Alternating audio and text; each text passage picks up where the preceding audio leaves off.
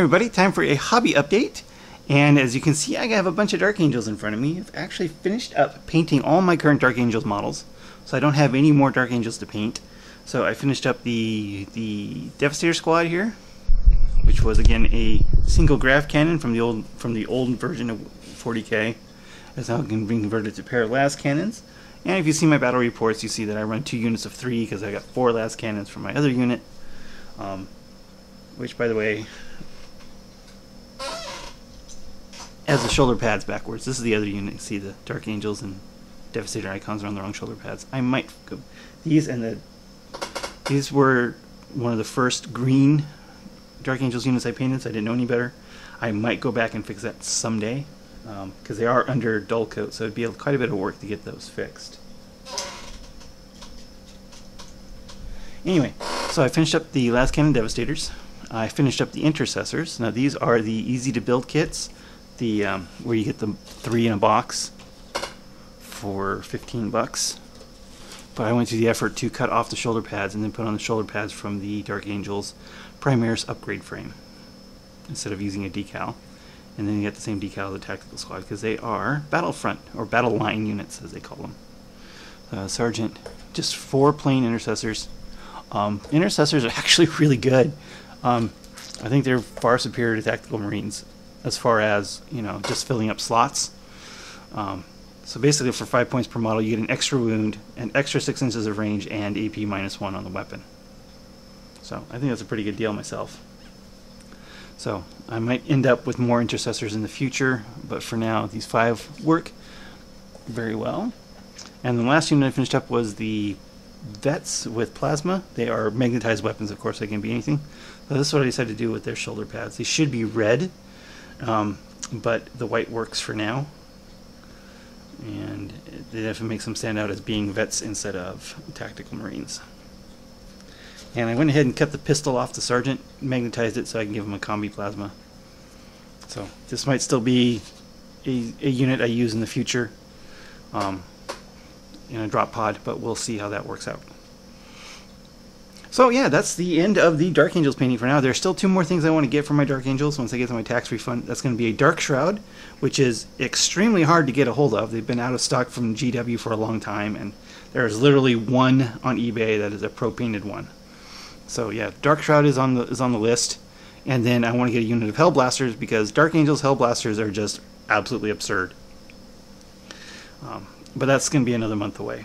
So what I have done though is started on the Kommandos. It did take me a while to figure out exactly how I wanted to paint them. So this is the scheme I went with here. Some more.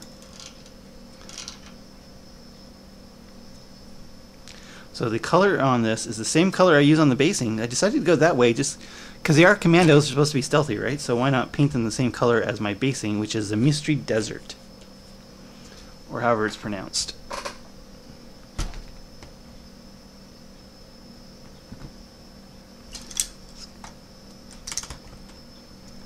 This one. It's a messy desert. Yeah, this one. So this is the color I use on my basing. So that's the color I decided to go and paint these Kommandos. And the camo patterns are done with Rakarth Flesh and Doombull Brown. And then swash with Agrass Earthshade.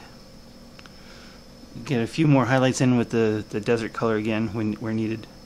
Some things I did here differently was I painted all the straps the same color as the shirt, which is something I've never done before. So it gives a much different look when it's all painted the same instead of having those straps a different color. They don't stand out, and yeah, it's a really different look to it if you don't paint the straps separately. But yeah, overall, very much like this color scheme, so I am going forward on it. I have decided to do, since I got 16 models to paint, I'm going to do 4 batches of 4. I'm going to start with 4 regular guys, and then I'll probably do a knob, 2 regular guys, and one of the burners. Do that twice, and then 4 regular guys to finish off. So yeah, working on them. They're pretty simple to paint. It's just I have to do it, and I've been distracted with other things in real life, so painting has been slow to go. But yeah, so that's my update right now. So that's the channel update. That's what's going on in February. I'm going to be playing a lot of Dark Angels for a little while, just because I'm enjoying having re-rolls.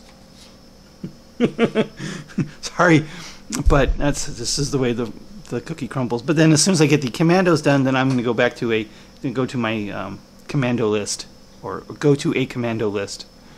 Infantry heavy plus commandos. So I've already got 15 commandos. So I'll probably go with another unit of 10 commandos and mob them up when they come in.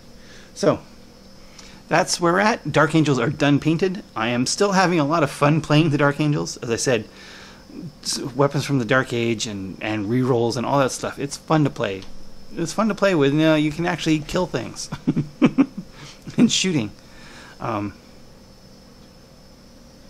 Yeah, so no more hobbying with the Dark Angels. There'll still be some more Dark Angels battle reports up until the point where I get the Cromlech Kommandos done. And then I'll be going back to the probably the Horde version of Orks, or maybe do a combination of the Kommandos and Dread Mob. That might work out too. I don't know. There's some things there I can play with. So that's it. Thanks for watching.